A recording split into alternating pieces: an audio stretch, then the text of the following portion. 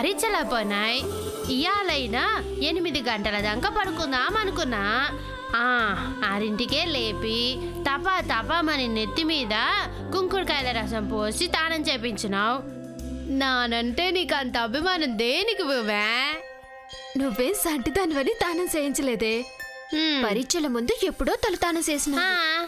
ఎలక సచ్చిన వాసన వస్తుంటే నెత్తిన బకెట్ నీళ్లు కుమరిచినాడు అంతే. ప్రసాదం ఎట్టకముందే నోరు తెరవకే కొండమ్మా. నా పరిస్థితి చెప్తా ఇనుకో. పొద్దుగాలనే గుడికి రావాలని నిన్న సాయంకాలం డ్యూటీ ఎక్కిన దగ్గర నుంచి దిగేదాకా చెప్తానే ఉంది.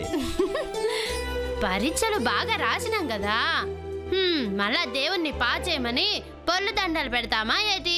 మన జాతకాలు రాతలు రాసిన దేవుణ్ణి పరీక్షలెట్టొద్దు అని అడుగుతామే గాని రాసిన పరీక్షలకు ఫలితమిట్టా ఉండాలని ఎట్టా చెప్తాం. మరెందుకు పొద్దునే గుడికి లాక్కొచ్చినావు? ఎలా స్పెషల్ అంటే చెప్పపిగా. Chicken cheese pizza, roast fish masala. గుళ్ళకొచ్చి నీస్ గురించి చెప్తావేటి? ఓ నువ్వే కదా స్పెషల్ ఏంటని అడిగినావు. అప్పిగా హోటల్లో స్పెషల్ ఏంటి అని అడగలేదు. ఈ రోజుకొక ప్రత్యేకం ఉన్నది. ఏందబ్బా?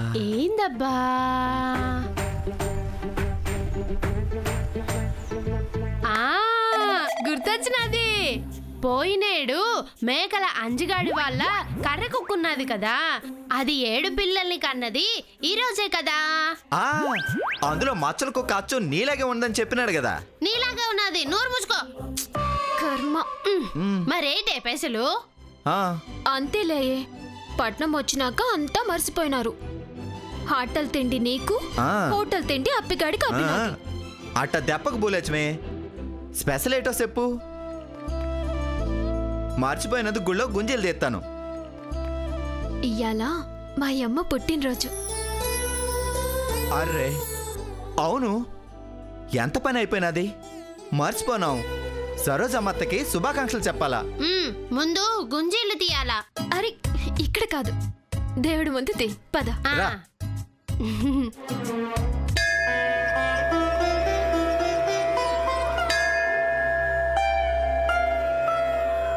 నమస్తే పంతులు. నమస్కారం అమ్మా. ఇన్నేళ్లలో ఈ పుట్టినరోజుకే భూమి లేకుండా మీరు ఒక్కళ్లే వచ్చారేంటమ్మా? అవును పంతులు గారు, నా కూతురు ఎక్కడున్నా నా ఆయుష్ కూడా పోసుకొని 100 ఏళ్ళు సంతోషంగా ఉండాలి. మా అమ్మ పేరు సరోజమ్మ పంతులు గారు. 100 ఏళ్ళు సల్లంగా ఉండాలని అర్చన చేయండి. గోత్రనామాలు చెప్పండమ్మా. అవన్నీ తెలియదు పంతులు గారు, దేవుని గోత్రం అనుకోవడమే. సరోజం అనామధేయస్య సహకుటుంబానాం క్షేమస్థైర్య అభయ ఆయురారోగ్య ఐశ్వర్యాభివృద్ధ్యర్థం అర్చనం కరిష్యే.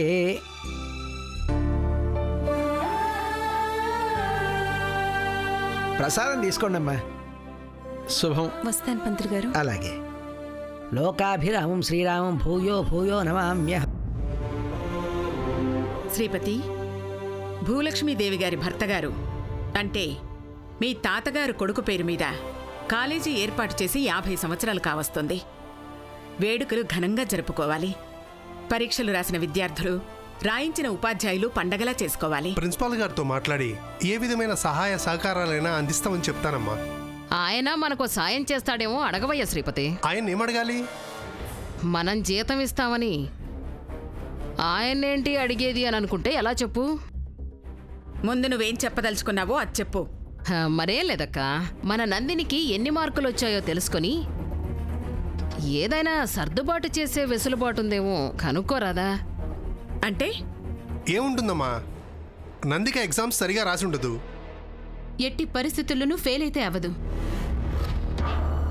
సూటిగా చెప్పాలంటే కాలేజ్ 50వ వార్షికోత్సవం రోజే పరీక్ష ఫలితాలు వస్తాయట. మీ మనవరాలకి 1/2 మార్కు తక్కువ వచ్చినా మీకే అవమానం కదత్తయ్యా. నందిక ఇంట్లో ఉన్నంతవరకే నా మనవరాలు. కాలేజీలోకి అడుగు పెట్టిందంటే 3000 మంది విద్యార్థుల్లో తనొక్కతి.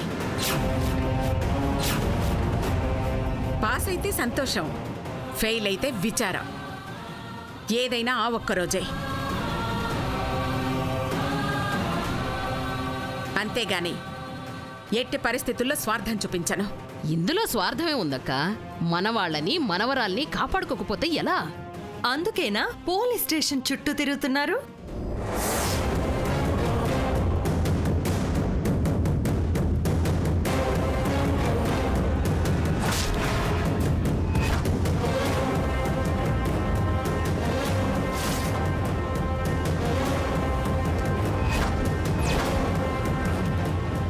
వీళ్ళు పోలీస్ స్టేషన్ల చుట్టూ తిరుగుతున్నారా? నువ్వు జోకులు వేయడానికి వచ్చావా తారా? అక్క నిజం అనుకోదు. నా కళ్ళతో నేను చూశాను కాబట్టి చెప్తున్నాను.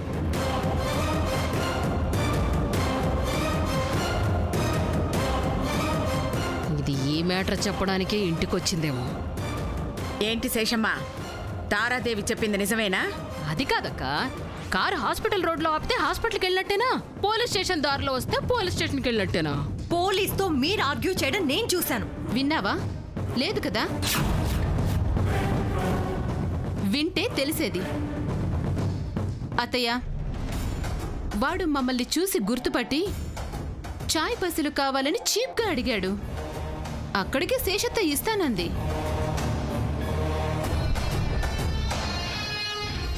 టీ కొట్టడానికి 100 కొట్టు అన్నాడు. చీ కొట్టాం. అది చూసి తారాదేవి మేమేదో డీల్ చేస్తున్నట్టు పని కట్టుకొని వార్త మోసుకొచ్చింది. పని కట్టుకుని రాలేదు, పని మీదనే వచ్చాను. తారాని నేనే రమ్మన్నాను. మన కాలేజ్ ఫంక్షన్కి తారా వాళ్ళే స్పాన్సర్ చేస్తున్నారు.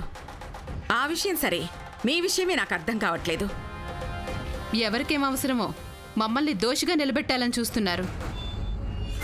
ఇంటికి దోషాలుంటే దిష్టి తీసి తొలగించుకోవచ్చు. 10 మంది ముందు దోషులైతే రాజావారి పరువు ప్రతిష్టలు దెబ్బతింటాయి. వ్యవహారం ముదిరి అంతదాకా రాదులేక. ఇన్స్పెక్టరు కొత్తగా ట్రాన్స్ఫర్ అయ్యి వచ్చాడంట. మధ్యతరగతి కుటుంబం. జీతం కాకుండా మధ్య మధ్యలో ఇంకేదైనా ఆశిస్తున్నాడేమో. కలవారి ఇంటి మీద పడితే పరువు పోతుందన్న భయంతో డబ్బులిస్తారని అనుకుంటున్నాడేమో. ఇన్స్పెక్టర్ చాలా సిన్సియర్ పోలీస్ అన్నది మీకు తెలియదు కావచ్చు. 1-2 ప్రయత్నాలకి తెలిసిపోయి ఉండాలే. పోలీసుల అనుమానాల కన్నా మీ అనుమానాలే ఎక్కువైపోయాయి. ఆ రోజు భూమి మీద గాజుల దొంగతనం నింద మోపినందుకే దేవుడు ఈ రోజు నందిక మీద నింద పడేలా చేశాడు. నువ్వు ఊరుకోవయ్యా. అదెక్కడ ఇదెక్కడ? చెప్పలేం. తేడా పడితే నందిక జైల్లో ఉండాల్సి వస్తుంది. నందిక దొంగ అని తేలితే మా పరువు పోతుంది. అదే గనక జరిగితే నందికని, దాన్ని కన్నవాళ్లను, వాళ్లతో ఉన్నవాళ్లను ఇంటి నుంచి వెలివేస్తాను.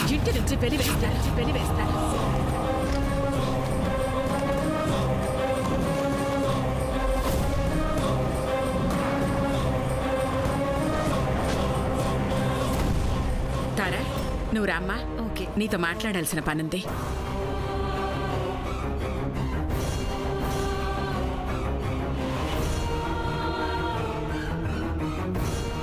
మీరు చేసిన నిర్వాకం వల్ల మా అమ్మ నన్ను కూడా గెంటేస్తుంది.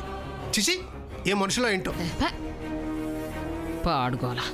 ఒక్కోసారి చంపేస్తానంటుంది, ఇంకోసారి ఇంట్లోంచి పంపించేస్తానంటుంది. 2 జరుగుతాయి. చంపి శవాన్ని గడప దాటిస్తుంది.